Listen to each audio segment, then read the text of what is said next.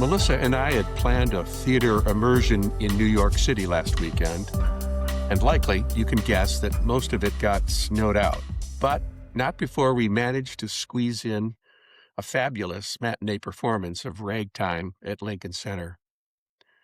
Among other things, Ragtime is about the beauty and the heartbreak that are fused together during those times when our world is cracking open into something new.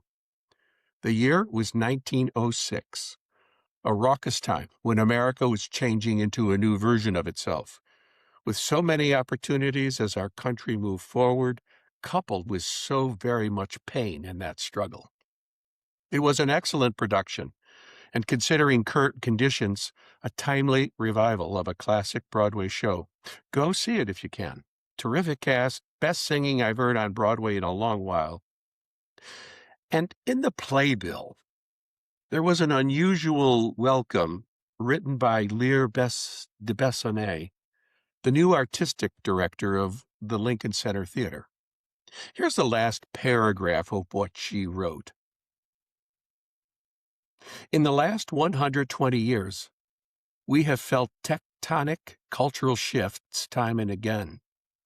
Every generation, every person has its own version of their ragtime year.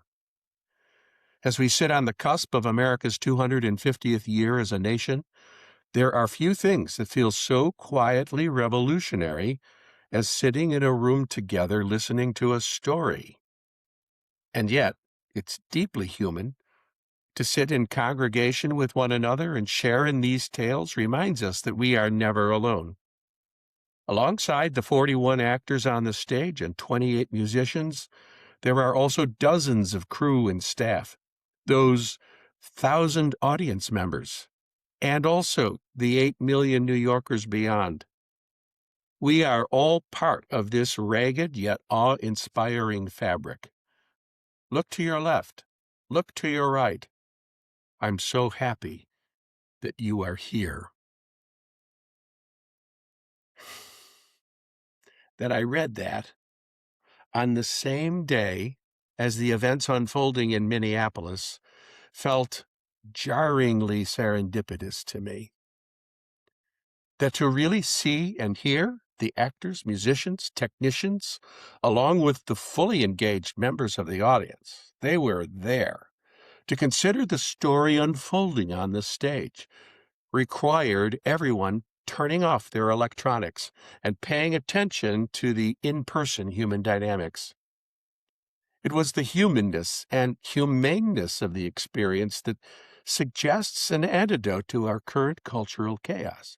I know, it seems such a small intervention to stay focused on what it means to be human, engaged with actual physical people, intentional in compassionate acts of kindness, alert to and participating in a politics that advances the cause of the common good, to look to the left and to the right, walking along the street instead of down into an electronic rabbit hole abyss of amplified algorithms.